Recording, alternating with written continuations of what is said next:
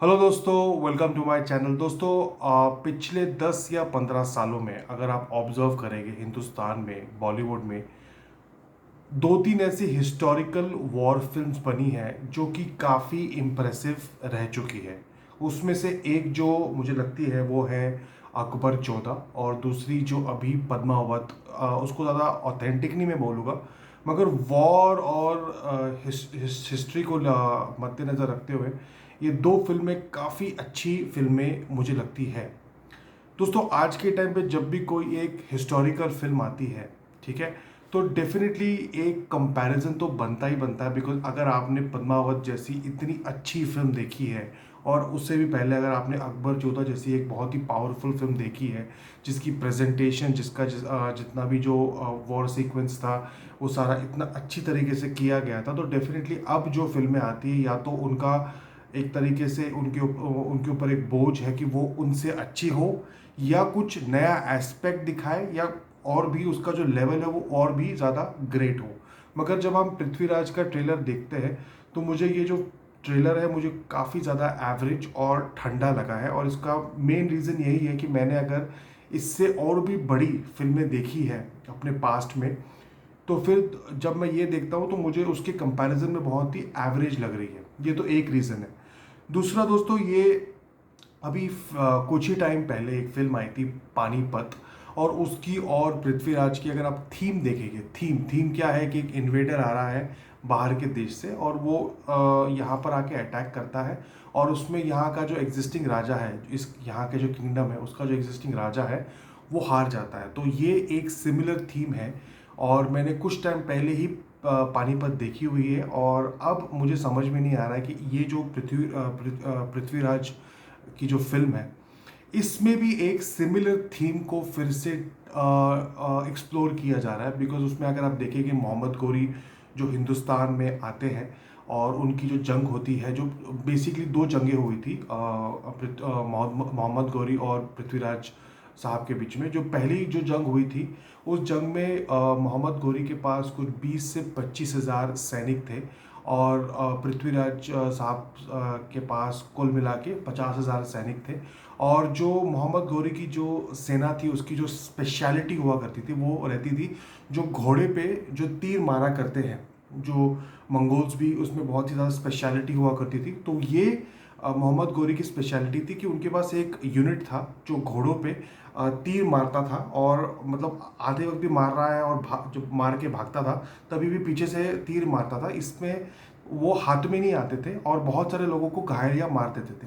तो ये उनकी बहुत ही ज़्यादा स्पेशलिटी थी जो उनने अपनी पहली जो जंग थी पृथ्वीराज के साथ, उसमें जो उनने ये टैक्टिक्स यूज़ किया, ये बहुत बुरी तरीके से फेल हो गया था। बिकॉज जो पृथ्वीराज की जो सेना थी वो इतनी ज़्यादा थी, मतलब डबल कैपेसिटी में थी, और उनके पास वो स्थिर थे एक जगह पर, उनके पास डिफेंसेस बहुत अच्छे थे, तो कुछ हो नहीं पाया। तो उस जंग में क्या हुआ कि जो मोहम्मद गौरी थे वो पीछे जो थे वो आगे की तरफ आ गए। जब आगे की तरफ आए तो यहाँ से जो हमारे पृथ्वीराज के जो भाई थे उनने भाले से उन पर अटैक किया, जिससे वो घायल हुए मगर मरे नहीं।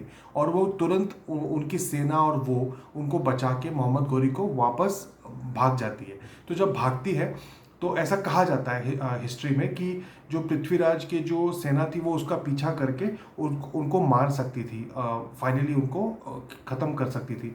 मगर ऐसा उनने किया नहीं, क्योंकि ऐसा कहा जाता है दोस्तों हिस्ट्री में कि जो घोड़े जो उनके पास थे, मोहम्मद गौरी के पास, उनकी जो नस्ल इतनी अच्छी थी कि वो जब भाग रहे थे तो उनकी जो स्पीड थी एज़ कम्पेयर टू जो यहाँ के घोड़े थे उनसे ज़्यादा स्पीड थी, इसलिए वो फटाफट निकल गए, ऐसा हिस्टोरियंस कहते हैं। मुझे तो पता नहीं है। अब जब वो वापस वहाँ जाते हैं मोहम्मद गौरी, तो वो पूरी की पूरी तैयारी करते और वापस आते हैं फिर से लड़ने के लिए, जो सेकंड बैटल होता है। इस बैटल में दोस्तों क्या होता है कि जो मोहम्मद गौरी की जो सेना होती है वो कुल मिला के 1 लाख की होती है, और पृथ्वीराज साहब की जो सेना होती है वो 3 लाख की होती है। मगर इसमें भी होता क्या है कि क्योंकि उनको पहले यहाँ पर इस जगह पर युद्ध लड़ने का अनुभव हो गया होता है, तो वो क्या करते हैं मोहम्मद गौरी की जो उनकी जो सेना होती है उसमें जो जो यूनिट होता है जो दूर से आके तीर, मतलब घोड़े पे बैठ के तीर मार के निकल जाता है, वो जो यूनिट होती है वो उसको और ट्रेन करते हैं। और ट्रेन कैसे करते हैं कि जो 3 लाख की जो सेना थी पृथ्वीराज की, वो बेसिकली एक यूनिट में होती है। तो वो क्या करते हैं, मोहम्मद घोरी क्या करते हैं, वहाँ से जो उनके जो यूनिट्स आते हैं वो इनकी सेना को ना डिसइंटीग्रेट कर देते हैं, मतलब अलग अलग करते थे। क्योंकि अगर एक साथ 3 लाख की जो सेना अगर अटैक करती है मोहम्मद घोरी पे, तो उनका कोई मतलब उनके लिए बहुत ही मुश्किल या नामुमकिन हो जाता। तो इसलिए वो क्या करते हैं कि अपनी अलग अलग सेना को भेज के डिस्ट्रैक्ट करके जो पृथ्वीराज साहब की जो सेना है उसको अलग अलग अलग बांट देते हैं। उनकी ताकत जो होती, जैसे घोड़ों का जो यूनिट है, जो हाथियों का यूनिट है, फिर जो आगे जो घोड़ों से जो तलवारबाजी, अलग अलग यूनिट्स होते हैं, उनको अलग अलग करके उनको फिर वहाँ से उनको काफ़ी ज़्यादा उसमें सेना में जो पृथ्वीराज की सेना थी उसमें काफ़ी ज़्यादा उनको नुकसान हुआ। और उनकी जो सेना थी वो धीरे धीरे कम होती गई। और उनने मोहम्मद गौरी ने ये कैसे किया कि जब भी उनकी जो सेना थी जो घोड़े पे आके तीर मारती थी, वो क्या करते थे कि वो दौड़ के वो घोड़ा जो है, घोड़ा और वो जो सवार है वो लोग आते थे, तीर मारते थे, तुरंत ही भाग जाते थे, वापस आते थे। और जब ये एक यूनिट भागा है तो वहाँ से दूसरा यूनिट आ जाया करता था। तो एक यूनिट आया, उसने तीर मारे, अपना निशाना किया और वापस भागा। जब पीछे भाग रहा है तब भी वो वहाँ से तीर मार रहा है। और जब ये यूनिट बाहर जा रहा है तो वहाँ से फिर से दूसरा यूनिट आ रहा है। तब तक वो यूनिट वापस अपने जो तीर वीर है वो वापस सेट कर लेता था और वापस आता था। इस तरीके से उनने क्या किया कि उनकी उनकी जो कैजुअलिटीज़ थी वो काफ़ी कम थी, और जो पृथ्वीराज की जो सेना की जो कैजुअलिटीज़ थी वो बढ़ गई। तो इसमें जब प्रेशर आया तो अल्टीमेटली जो पहले युद्ध में जो मोहम्मद घोरी ने जो मिस्टेक की थी, वो मिस्टेक पृथ्वीराज साहब ने भी कर दी। उनने खुद वो जंग में उतर गए। तो जब जंग में वो उतर गए तो उनको घेर लिया गया, उनको कैप्चर कर लिया गया। तो जब उनको कैप्चर कर लिया गया तो जो बाकी की उनकी सेना थी उनका मॉरल डाउन हो गया, या तो वो पीछे हट गए, या जो भी है उनका जो मॉरल डाउन होने की वजह से उनका जो इम्पैक्ट था वो कम हो गया। और यहाँ से पृथ्वीराज कहा कहते हैं कि वो उनको कैप्चर किया गया, और कैप्चर करके उनको अफगानिस्तान जो गुरिड एक जगह है वहाँ पर, गुरिड वाले इलाके में उनको लेके गए। और वहाँ पर ऐसा कहते हैं कि उनकी आँखों को मतलब वार करके उनको खराब मतलब डिस्ट्रॉय कर दिया था। मगर फिर भी ऐसा बोलते हैं कि वहाँ पर भी उनने तीर से मोहम्मद गौरी को मारा था। और जो भी है, ये सारी चीज़, ये पूरी घटना हुई है।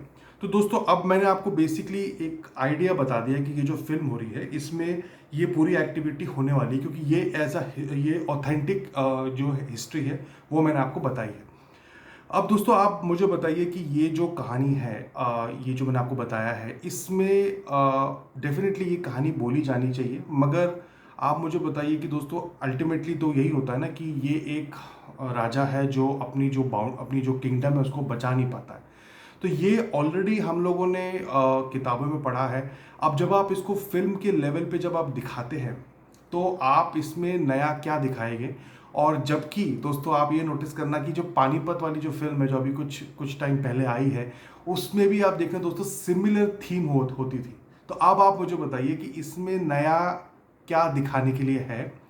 और जो पानीपत वाली फिल्म है वो ऑलरेडी कुछ हद तक ये सब दिखा चुकी है। अब इसमें भी क्या होगा, यही होगा ना कि मोहम्मद गौरी वहाँ से आए, पहली जंग होती है, फिर दूसरी जंग होती है, फिर पृथ्वीराज साहब कैप्चर होते हैं, उनको वहाँ ले जाया जाता है। तो उसमें नया कुछ भी नहीं है। तो ये पूरा का पूरा मतलब मुझे नहीं लगता कि इतना कोई बेनिफिशियल ये लग रहा है मुझे कि इतनी कोई हाइप होगी इस फिल्म की। मगर देखते हैं क्या होगा। एक और चीज़ जो मैं आपको बोलना चाहता हूँ वो ये है कि ये जो फिल्म है मैं टिपिकली थिएटर में देखने में इंटरेस्टेड ही नहीं हूँ, मैं अपनी बात कर रहा हूँ। और मुझे लगता है कि काफ़ी लोग इसको थिएटर में नहीं देखेंगे। मुझे लगता है कि जब ये OTT पे रिलीज़ हो जाएगी तो वो जो जोरदार का जो प्रॉब्लम था कि वो फिल्म ठीक थी मगर उसको लोग थिएटर में देखना नहीं चाहते थे, उसको लोग OTT पे या घर पे देखना चाहते थे कि पूरा घर बैठे और एक फिल्म चले और सब उस खाना खाते खाते वो फिल्म देख लें। उसके लिए अलग से एक आदमी की 500 रुपये की टिकट कटवा के आप जाओ और उसको थिएटर में देखो। तो वो प्रॉब्लम जयेश जोरदार के साथ हो गया था।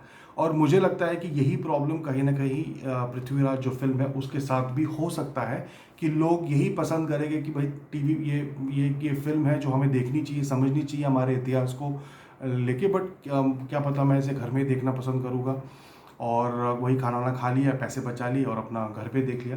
तो ये सारी चीज़ें मुझे लगता है कि हो सकती है ट्रेलर के साथ। और दोस्तों ये मेरी अपनी पर्सनल राय थी, देखते हैं कि क्या होता है। और दोस्तों मुझे प्लीज़ ये डेफिनेटली आप लोग बताना कि आप क्या प्रेफर करोगे, इस फिल्म को थिएटर में देखना या घर पे देखना। मुझे कमेंट से ही पता चल जाएगा कि आने वाले टाइम में इस फिल्म का क्या होने वाला है, क्योंकि जब लोग कमेंट करके बता देंगे कि थिएटर में देखना है या घर पे देखना है, उसी समय पता चल जाएगा। तो दोस्तों thank you so much. I hope आप लोगों को ये रिएक्शन वीडियो अच्छा लगे, और अगर आपको अच्छा लगे तो प्लीज़ लाइक और इसको सब्सक्राइब कर दीजिए। थैंक यू दोस्तों।